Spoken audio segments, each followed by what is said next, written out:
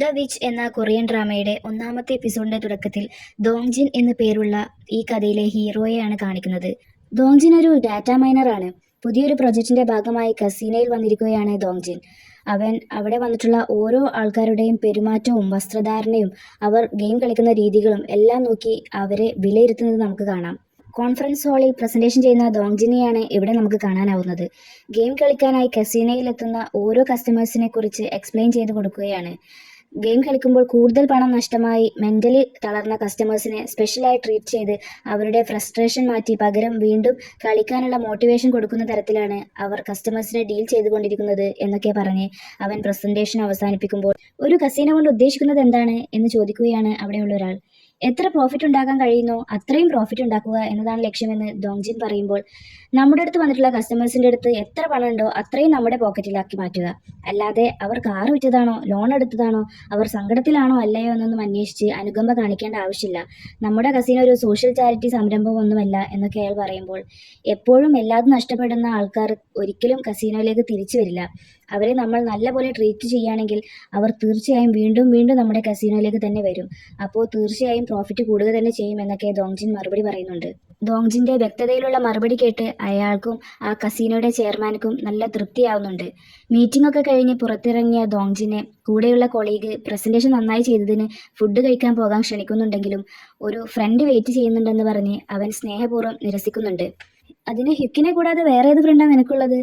ഹ്യുക്കിനെ കാണാൻ തന്നെയാണോ പോകുന്നത്? എന്താ അവന്റെ വിവരം എന്നൊക്കെ ചോദിക്കുന്നുണ്ട് കൊളീഗ്. അപ്പോൾ അവൻ ഓക്കെയാണ്, പക്ഷേ നല്ല ബിസിയാണ് എപ്പോഴും എന്നൊക്കെ പറയുമ്പോൾ, നമുക്ക് 3 പേർക്കും കൂടെ ഒരു ഡേ കൂടണം എന്നൊക്കെ തിരിച്ചു പറയുന്നുണ്ട് ആ കൊളീഗ്. അപ്പോഴാണ് അവരുടെ ചെയർമാൻ അവിടേക്ക് വരുന്നത്. ദോങ്ജിനെ കണ്ടപ്പോൾ അഭിനന്ദിച്ചുകൊണ്ട്, എനിക്ക് നിന്റെ ഈ ഇന്നത്തെ പ്രപ്പോസൽ വളരെയധികം ഇഷ്ടപ്പെട്ടു. നിനക്ക് ഗോൾഫോ ടെന്നീസോ എന്തെങ്കിലും കളിക്കാൻ അറിയോ എന്നൊക്കെ ചോദിക്കുമ്പോൾ നന്ദി പറഞ്ഞുകൊണ്ട്, ഇല്ല സർ, എനിക്ക് സ്പോർട്സ് ഏരിയയിൽ വലിയ ടാലന്റ് ഇല്ല.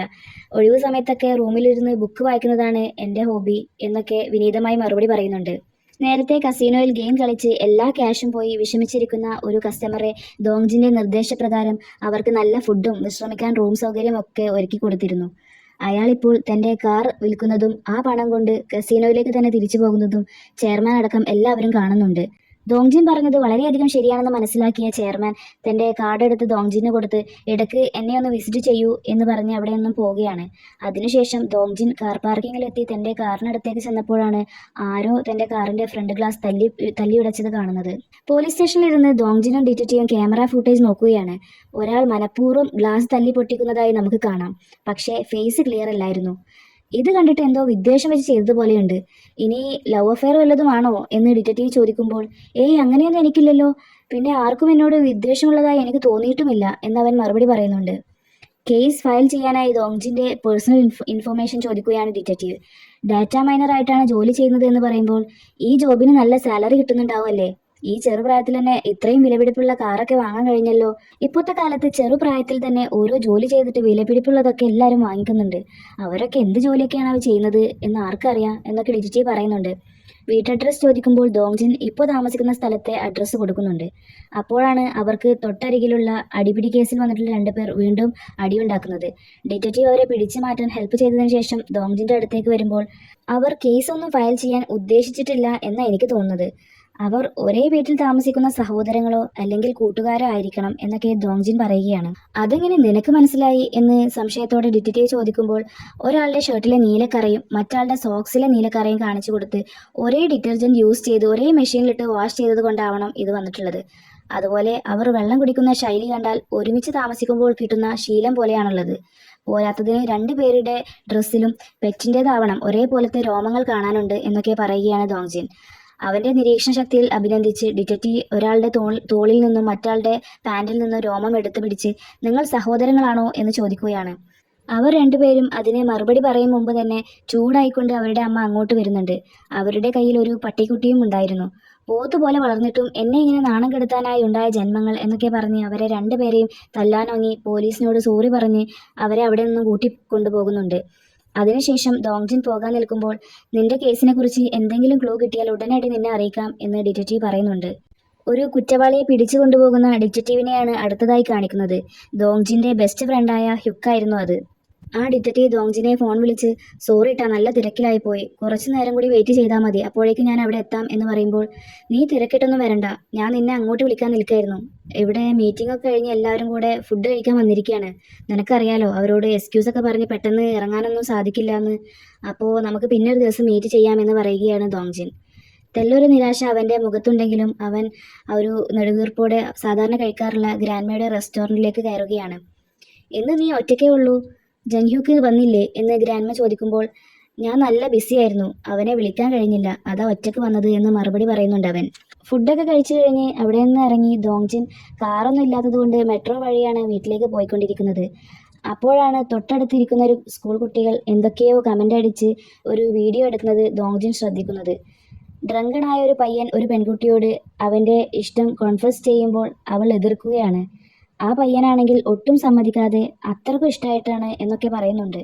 ആ പെൺകുട്ടി തിരിഞ്ഞു നിൽക്കുമ്പോഴാണ് ദോങ്ജിൻ അവളുടെ ഫേസ് കാണുന്നത്. ദോങ്ജിൻ ആ പെൺകുട്ടിയെ തിരിച്ചറിയുന്നുണ്ട്. നമ്മൾ കണ്ടുമുട്ടേണ്ടവരാണെങ്കിൽ തീർച്ചയായും അത് എത്ര കാലം കഴിഞ്ഞിട്ടാണെങ്കിലും അവർ നമ്മുടെ അടുത്തെത്തുക തന്നെ ചെയ്യും എന്ന് എൻ്റെ അമ്മ എപ്പോഴും പറയാറുണ്ടെങ്കിലും ഞാനതൊന്നും വിശ്വസിച്ചിരുന്നില്ല. പക്ഷേ ഞാനിപ്പോൾ അത് ശരിക്കും കണ്ടു എന്നൊക്കെ മനസ്സിൽ പറയുകയാണ് ദോങ്ജിൻ. ഫ്ലാഷ് ബാക്കിലൂടെ ദോങ്ജിൻ്റെ സ്കൂൾ ലൈഫാണ് കാണിക്കുന്നത്. പഠിത്തത്തിൽ നല്ല മിടുക്കനാണ് ദോങ്ജിൻ. ഒരു ദിവസം അവൻ പഠിച്ചുകൊണ്ടിരിക്കുമ്പോൾ ഫ്രണ്ട്സ് എല്ലാം വന്ന് ഫുട്ബോൾ കളിക്കാനായി കൂട്ടിക്കൊണ്ടു പോകുന്നുണ്ട്. കളിക്കുന്നതിനിടയിലാണ് കുറച്ചപ്പുറത്തായി ഒറ്റയ്ക്കിരുന്ന ഒരു പെൺകുട്ടി ലഞ്ച് കഴിച്ചുകൊണ്ടിരിക്കുന്നത് ദോങ്ജിൻ്റെ ശ്രദ്ധയിൽപ്പെടുന്നത്. അവളുടെ പേര് മീജിയോൺ എന്നാണ്. ഒറ്റ നോട്ടത്തിൽ തന്നെ എനിക്ക് മനസ്സിലാക്കാൻ പോലും കഴിയാത്ത വിധത്തിൽ ആ പെൺകുട്ടി എൻ്റെ ഹൃദയം കവർന്നിരുന്നു എന്നവൻ പറയുന്നതായി നമുക്ക് കേൾക്കാം. ലവ് അറ്റ് ഫസ്റ്റ് സൈറ്റ് പോലെ. പിന്നീട് സ്കൂളിൽ വെച്ച് തന്നെ പലപ്പോഴായി പലയിടങ്ങളിലായി ദോങ്ജിൻ അവളെ കാണുന്നുണ്ട്. ആ ഇടയ്ക്ക് സ്കൂളിൽ ചില അസാധാരണ സംഭവങ്ങൾ നടക്കുന്നതായും അതിനെപ്പറ്റിയുള്ള പല പല ഗോസിപ്പുകളും അവൻ്റെ ചെവിയിലെത്തുന്നുമുണ്ട്. എല്ലാവരും പറയുന്നത് അതിൻ്റെയൊക്കെ പിന്നിൽ മീജിയോൺ ആണെന്നാണ്. നല്ല മഴയുള്ളൊരു ദിവസം സ്കൂൾ വിട്ടു പോകാൻ നേരം കുടയില്ലാത്തത് കൊണ്ട് മഴ മാറാൻ വെയിറ്റ് ചെയ്ത് നിൽക്കുന്ന മീജിയോൻ്റെ അടുത്തേക്ക് ഒരു പയ്യൻ വന്ന് മഴ പെട്ടെന്നൊന്നും മാറാൻ ചാൻസ് ഇല്ല എന്ന് പറഞ്ഞ് അവൻ്റെ കയ്യിലുള്ള കുട എടുത്ത് കാണിച്ച് നമുക്ക് ഇത് ഷെയർ ചെയ്ത് പോകാം എന്ന് പറയുകയാണ്. ആദ്യം അവൾ വിസമ്മതിക്കുന്നുണ്ടെങ്കിലും ആ പയ്യൻ നിർബന്ധിക്കുമ്പോൾ അവളും കൂടെ പോകുന്നുണ്ട്. അവളെ ചുറ്റിപ്പറ്റിയുള്ള റൂമേഴ്സിലൊന്നും തന്നെ അവൻ വിശ്വസിക്കുന്നില്ല എന്നത് അവൻ്റെ സംസാരത്തിൽ നിന്ന് നമുക്ക് മനസ്സിലാക്കാവുന്നതാണ്. അവളിൽ എന്തോ ഒരു ഇഷ്ടമുള്ളതുപോലെ തോന്നിക്കും വിധം അവളെ അവൻ കെയർ ചെയ്യുന്നുണ്ട്. മീജിയോൺ വീടിനടുത്തെത്താറായപ്പോൾ ഇനി ഞാൻ തനിയെ പോയിക്കോളാം എന്ന് പറയുന്നുണ്ട്. അവൻ തൻ്റെ കൂടെ അവൾക്ക് നൽകി ബായൊക്കെ പറഞ്ഞ് ആ മഴയത്ത് ഓടിപ്പോവുകയാണ്. അവൾ തിരിഞ്ഞു നടന്നതും നന്നായി ഇടിമിന്നൽ ഉണ്ടാവുന്നുണ്ട്. പെട്ടെന്ന് എന്തോ ഒരു അപകടം നടക്കുന്ന ശബ്ദവും നമുക്ക് കേൾക്കാം. അത് കേട്ട് അവളെന്തോ പേടിക്കുന്നതായും നമുക്ക് കാണാവുന്നതാണ്. പിറ്റേ ദിവസം സ്കൂൾ ഗ്രൗണ്ടിൽ എല്ലാ കുട്ടികളും വളരെ വിഷമത്തോടെ നിൽക്കുന്നതാണ് കാണിക്കുന്നത്. ഇന്നലത്തെ ഇടിമിന്നലേറ്റ് ഒരു കുട്ടി മരിച്ചു എന്ന് ആരൊക്കെയോ അടക്കം പറയുന്നത് നമുക്ക് കേൾക്കാം. അതിനാൽ മരിച്ച കുട്ടിയുടെ പൊതുദർശനമാണ് അവിടെ നടക്കുന്നത്. മരിച്ചത് വേറെ ആരുമല്ല, ഇന്നലെ മീജിയോണിനെ ഹെൽപ്പ് ചെയ്ത ആ പയ്യനായിരുന്നു. ആൾക്കൂട്ടത്തിനിടയിൽ ദോങ്ജിൻ ശ്രദ്ധിക്കുന്നത് തല താഴ്ത്തി വിഷമത്തോടെ നിൽക്കുന്ന മീജിയോണിനെയാണ്. മറ്റു കുട്ടികളെല്ലാവരും മീജിയോണിനെ ചൂണ്ടിക്കാട്ടി എന്തൊക്കെയോ പറയുന്നുണ്ട്. എല്ലാവരും പോയിട്ടും അവൾ അവിടെ തന്നെ നിൽക്കുകയാണ്. കുറച്ചകലെയായി ദോങ്ജിനുമുണ്ട്. അവൾ കരയുകയാണെന്ന് ദോങ്ജിന് മനസ്സിലാകുന്നുണ്ട്.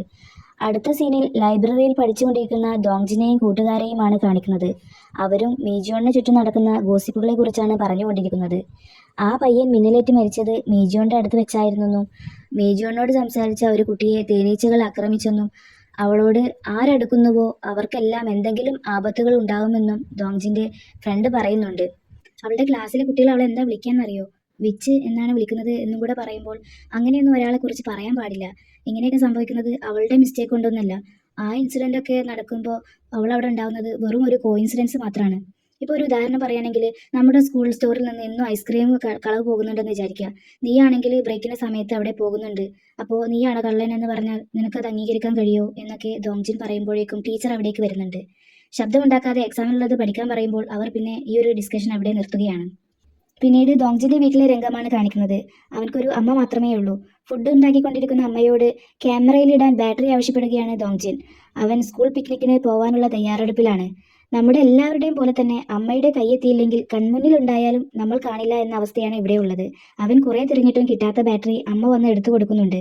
ഡിജിറ്റൽ ക്യാമറ ഒക്കെ ഉള്ളപ്പോൾ നീ എന്തിനാ ഇത് യൂസ് ചെയ്യുന്നത് എന്ന് അമ്മ അവനോട് ചോദിക്കുന്നുണ്ടെങ്കിലും ഫോട്ടോ ഒക്കെ പ്രിന്റ് എടുത്ത് കിട്ടാൻ വേണ്ടി വെയിറ്റ് ചെയ്യുന്ന ആ ഒരു സുഖം വേറെ ഒന്നിനും കിട്ടില്ല എന്ന് മറുപടി പറയുന്നുണ്ട് അവൻ. സ്കൂൾ ട്രിപ്പിന് വന്നിട്ടുള്ള എല്ലാ കുട്ടികളും എൻജോയ് ചെയ്യുന്നത് നമുക്ക് കാണാം. ദോങ്ജിൻ എല്ലാവരുടെയും ഫോട്ടോ എടുക്കുന്ന തിരക്കിലാണ്. തൊട്ടടുത്തുള്ള ഒരു ബെഞ്ചിൽ ഒറ്റയ്ക്കിരുന്ന് ബുക്ക് വായിക്കുന്ന മീജോണിനെ അപ്പോഴാണ് ദോങ്ജിൻ കാണുന്നത്. അവൻ ക്യാമറ മെല്ലെ തിരിച്ച് ലാസ്റ്റ് ഫോട്ടോ അവളുടേത് എടുക്കുന്നുണ്ട്. ആ സമയത്താണ് കാലിൽ മുറിവ് പറ്റിയ ഒരു കുട്ടിയെ ടീച്ചർ എടുത്തുകൊണ്ട് ഓടുന്നത് അവരൊക്കെ കാണുന്നത്. ദോങ്ജിൻ ശ്രദ്ധിക്കുന്നത് മീജിയോന്റെ റിയാക്ഷനാണ്. പേടിച്ചു നിൽക്കുന്ന അവളെ തന്നെ നോക്കി നിൽക്കുകയാണ് ദോങ്ജിൻ. സ്റ്റുഡിയോയിൽ പോയി അവൻ എടുത്ത ഫോട്ടോസ് കളക്ട് ചെയ്യുന്നതാണ് പിന്നീട് കാണിക്കുന്നത്. അവൻ എല്ലാ ഫോട്ടോസും നോക്കി അവരെയെല്ലാം കണ്ടിട്ട് ചിരിക്കുന്നുണ്ട്. ലാസ്റ്റ് ഫോട്ടോ മീജിയോന്റെ ആയിരുന്നു. ദുഃഖിച്ചിരിക്കുന്ന അവളുടെ ഫോട്ടോ കാണുമ്പോൾ അവനും സങ്കടം വരുന്നുണ്ട്. എല്ലാവരും അവളെ കുറ്റപ്പെടുത്തുമ്പോൾ അവൾ എത്ര അനുഭവിക്കുന്നുണ്ടാവും എന്ന് സങ്കടപ്പെടുന്നുണ്ടാവും എന്നൊക്കെ അവൻ ആ ഫോട്ടോ നോക്കി പറയുന്നുമുണ്ട്. ദിവസം കഴിയുന്തോറും ഇങ്ങനെയുള്ള അസാധാരണ സംഭവങ്ങളുടെ എണ്ണം കൂടിക്കൂടി വരുന്നുണ്ട്. ചിലരുടെ കാലൊടിയുന്നു, ചിലർക്ക് ആക്സിഡന്റ്. അതിനാൽ ദിവസം കൂടുന്തോറും മീജിയോൺ കൂടുതൽ കൂടുതൽ ഒറ്റപ്പെട്ടു പോകുന്നത് നമുക്ക് കാണാം. ഒരു ദിവസം മീജിയോൺ നട്ടുച്ച വെയിലത്ത് ഗ്രൗണ്ടിനടുത്തുള്ള ബെഞ്ചിലിരുന്ന് കഷ്ടപ്പെട്ട് ഫുഡ് കഴിക്കുന്നത് കണ്ട ദോങ്ജിൻ അമ്മയുടെ അടുത്തേക്ക് ചെന്ന് എന്തോ കാര്യം സാധിക്കാൻ സോപ്പിടാനുള്ള ശ്രമത്തിലാണ്. നീ പഠിക്കാൻ പോവാതെ എവിടേക്ക് വന്നതെന്തിനാ എന്ന് ചോദിക്കുന്നുണ്ട് അമ്മ. ദോങ്ജിൻ അതൊന്നും ശ്രദ്ധിക്കാതെ ഓരോരോ സാധനങ്ങൾ എടുത്തു വെക്കാൻ സഹായിക്കുന്നത് ശ്രദ്ധിച്ച അമ്മ, നിനക്ക് പൈസ വല്ലതും വേണ്ടി വരുമല്ലേ എന്ന് പറയുമ്പോൾ, അതെങ്ങനെ അമ്മക്ക് മനസ്സിലായി? നിങ്ങളൊരു ബെസ്റ്റ് അമ്മയാണ് എന്നൊക്കെ പറഞ്ഞ് സോപ്പിടുകയാണ് ദോങ്ജിൻ. ഞങ്ങൾ ഫുട്ബോൾ കളി കഴിഞ്ഞ് വിശ്രമിക്കുന്ന ബെഞ്ചിന്റെ അവിടെ ഭയങ്കര വെയിലാണ്. ഇപ്പോഴത്തെ കാലത്ത് ആ വെയിലൊക്കെ കൊണ്ടാൽ സ്കിൻ ക്യാൻസർ വരുമെന്നാണ് പറയുന്നത്. അതിന് മുകളിലിടാനായി സൺഷെയ്ഡർ വേണം, അത് വാങ്ങിക്കാനാണ് കാശിന് ആവശ്യമെന്നൊക്കെ പറയുമ്പോൾ ആദ്യം അമ്മ ചൂടാവുന്നുണ്ടെങ്കിലും പിന്നെ എനിക്കൊരു മോനല്ലേ ഉള്ളൂ എന്ന് പറഞ്ഞ് സമ്മതിക്കുന്നുണ്ട്. ദോങ്ജിൻ സന്തോഷത്തോടെ അമ്മക്കൊരു ഉമ്മൊക്കെ കൊടുത്ത് അവിടെ നിന്നും പോവുകയാണ്. അടുത്ത ദിവസം ലഞ്ച് കഴിക്കാനായി ബെഞ്ചിനടുത്തേക്ക് വരുന്ന മീജിയോൺ ആ സൺഷെയ്ഡർ കാണുമ്പോൾ അത്ഭുതത്തോടെ നോക്കുന്നുണ്ട്. അവൾ വെയിലൊന്നും ഏൽക്കാതെ സമാധാനത്തോടെ ഫുഡ് കഴിക്കുന്നത് കുറച്ചപ്പുറത്തായി സന്തോഷത്തോടെ നോക്കിയിരിക്കുന്ന ദോങ്ജിനെയും നമുക്ക് കാണാം. ദിവസങ്ങളും മാസങ്ങളും കടന്നു പോയിക്കൊണ്ടിരിക്കുകയാണ്. വീണ്ടും ആ സ്കൂളിൽ മരിച്ചൊരു കുട്ടിയുടെ ഫോട്ടോ പൊതുദർശനത്തിൽ വെച്ചിട്ടുള്ളതായി നമുക്ക് കാണാം. എല്ലാ കുട്ടികളും മീജിയോണിനെ കുറ്റപ്പെടുത്തി അടക്കം പറയുകയാണ്. കാരണം ആ കുട്ടി മരിക്കുന്നതിന് തൊട്ടു മുമ്പായി മീജിയോണുമായി സംസാരിക്കുന്നത് വേറെ കുറച്ച് പെൺകുട്ടികൾ കണ്ടിരുന്നു. മീജിയോണിനെയും മരണപ്പെട്ടിട്ടുള്ള ആ പയ്യനെയുമാണ് ഫ്ലാഷ് ബാക്കിലൂടെ കാണിക്കുന്നത്. അവൻ ഇടിമിന്നലേറ്റ് മരിച്ചത് നിന്റെ കാരണം കൊണ്ടല്ല, നീ എന്തിനാ വെറുതെ നിന്നെ തന്നെ ബ്ലെയിം ചെയ്യുന്നത്, അത് അവന്റെ വിധി മാത്രമാണ് എന്നൊക്കെ ആ പയ്യൻ പറയുമ്പോൾ, നിനക്കൊന്നും അറിയില്ല, നീ എന്റെ പിന്നാലെ വരരുത്, എന്നോട് സംസാരിക്കരുത്, എൻ്റെ അടുത്ത് എത്ര വിട്ടു നിൽക്കാൻ കഴിയുന്നോ അത്രയും മാറി നിൽക്കുന്നതാണ് നിനക്ക് നല്ലത് എന്നൊക്കെ പറഞ്ഞ് മീജിയോൺ പോകുമ്പോൾ അവൻ തന്റെ സൈക്കിൾ എടുത്ത് അവളുടെ പിന്നാലെ പോകുന്നുണ്ട്. എന്നിട്ട് അവളോട് സംസാരിക്കാൻ ശ്രമിക്കുകയാണ്. അവളാകട്ടെ അവൻ പറയുന്നതൊന്നും കേൾക്കാൻ നിൽക്കാതെ മൈൻഡ് ചെയ്യാതെ നടക്കുന്നുണ്ട്. അവൻ സൈക്കിൾ എടുത്ത് കുറച്ച് മുന്നോട്ട് പോയതും പെട്ടെന്ന് ഇലക്ട്രിക് കമ്പി പൊട്ടി താഴെ വീഴുന്നുണ്ട്. അതവന്റെ ശരീരത്തിൽ കൊണ്ട് മീജിയോന്റെ മുന്നിൽ വെച്ച് തന്നെ അവൻ പിടഞ്ഞു മരിക്കുകയാണ്. ഇതെല്ലാം ഓർത്ത മീജിയോൺ വളരെയധികം വിഷമത്തോടെ തലയും താഴ്ത്തിയാണ് അവിടെ നിൽക്കുന്നത്. മറ്റുള്ള കുട്ടികളെല്ലാവരും അവളെ ബ്ലെയിം ചെയ്യുന്നുണ്ടെങ്കിലും അവൾ ഒന്നും പ്രതികരിക്കുന്നില്ല. അവളുടെ ആ നിൽപ്പ് കണ്ട് സങ്കടത്തോടെ ദോങ്ജിൻ നോക്കി നിൽക്കുന്നുണ്ടെന്നല്ലാതെ സംസാരിക്കാനോ ആശ്വസിപ്പിക്കാനോ പോകുന്നില്ല. കാരണം അവർ തമ്മിൽ ഇതുവരെ സംസാരിച്ചിട്ടോ പരിചയപ്പെട്ടിട്ടോ ഒന്നുമില്ലല്ലോ. അവളുടെ സങ്കടങ്ങൾ തൊട്ടപ്പുറത്ത് നിന്ന് ഫീൽ ചെയ്യാൻ മാത്രമേ അവനെ കൊണ്ട് കഴിയുന്നുള്ളൂ. എല്ലാവരും അവരവരുടെ ക്ലാസ്സിലേക്ക് പോയിട്ടും മീജിയോൺ ഗ്രൗണ്ടിൽ തന്നെ നിൽക്കുകയാണ്. ക്ലാസ് റൂമിലിരുന്ന് ജനലിലൂടെ ദോങ്ജിൻ അവളെ നോക്കിക്കൊണ്ടിരിക്കുന്നുണ്ട്.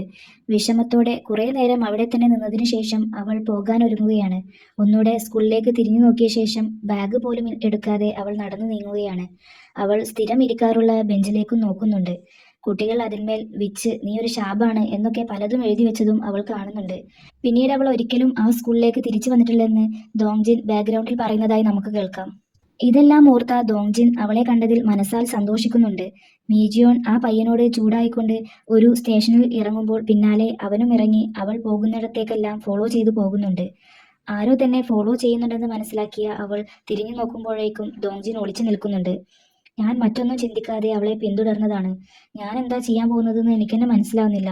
അവൾക്കെന്നെ അറിയ പോലില്ലല്ലോ, അപ്പം എങ്ങനെ ഞാൻ അവളോട് മിണ്ടുക എന്നൊക്കെ അവൻ മനസ്സിൽ പറയുന്നുണ്ട്. വഴിയരികിലുള്ള പൂച്ചകൾക്ക് ഫുഡൊക്കെ കൊടുത്ത് അവരെ തലോടിക്കൊണ്ട് സംസാരിക്കുന്നത് തൊട്ടപ്പുറത്ത് മറഞ്ഞു നിന്ന് ദോങ്ജിൻ കേൾക്കുകയാണ്. ചില സമയത്ത് എല്ലാം വളരെ പ്രയാസമായിട്ടാണ് എനിക്ക് ഫീൽ ചെയ്യുന്നത്. ആളുകളെ കൂടാതെ എനിക്ക് ജീവിക്കാൻ കഴിയില്ലേ? ജീവിക്കാനുള്ള വഴിയോ എല്ലാവരിൽ നിന്ന് അപ്രത്യക്ഷമാകാനുള്ള വഴിയോ ഒന്നും എനിക്കറിയില്ല. എനിക്ക് ഒന്നും തന്നെ അറിയില്ല.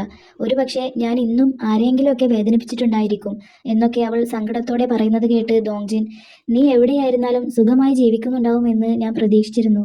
നിന്നെ വീണ്ടും കണ്ടുമുട്ടാനും സംസാരിക്കാനും എനിക്ക് അതിയായ ആഗ്രഹമുണ്ടായിരുന്നു. നീ ഇങ്ങനെയാണ് ജീവിക്കുന്നത് എന്ന് എനിക്ക് അറിയില്ലായിരുന്നു എന്നൊക്കെ വിഷമത്തോടെ അവൻ മനസ്സിൽ പറയുന്നുണ്ട്. അതിനുശേഷം അവൾ താമസിക്കുന്ന സ്ഥലത്തേക്ക് പോകുമ്പോൾ ദോങ്ജിനും പിന്നാലെ പോകുന്നുണ്ട്. മീജിയോൺ താമസിക്കുന്ന ഫ്ലാറ്റും പരിസരവും കണ്ട ദോങ്ജിന് ആകെ സങ്കടാവുന്നുണ്ട്.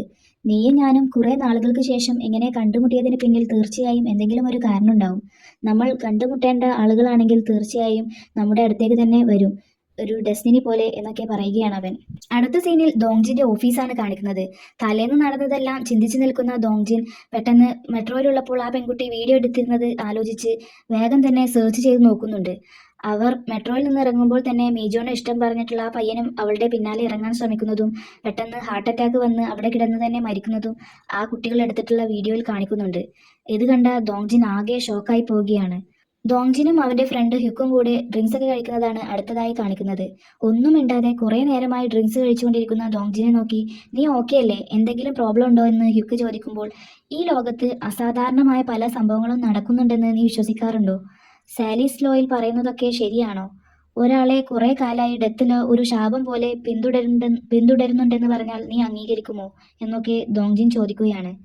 അവൻ ഉദ്ദേശിക്കുന്നത് എന്താണെന്ന് മനസ്സിലാവുന്നില്ലെങ്കിലും അതൊക്കെ വെറും തോന്നലുകളാണ്, ഈ കാലത്ത് ആരെങ്കിലും അതിലൊക്കെ വിശ്വസിക്കോ എന്ന് ഹ്യൂക്ക് മറുപടി പറയുന്നുണ്ട്. അങ്ങനെയൊരു ലോ അല്ലെങ്കിൽ റൂൾ ഉണ്ടെങ്കിൽ അത് ബ്രേക്ക് ചെയ്ത് അവളെ രക്ഷിക്കാൻ നമുക്ക് കഴിയുമോ? നീ വിച്ചിൽ വിശ്വസിക്കുന്നുണ്ടോ എന്നൊക്കെ സങ്കടം അടക്കി പിടിച്ച് ദോങ്ജിൻ ചോദിക്കുന്നിടത്താണ് ഈ എപ്പിസോഡ് അവസാനിക്കുന്നത്.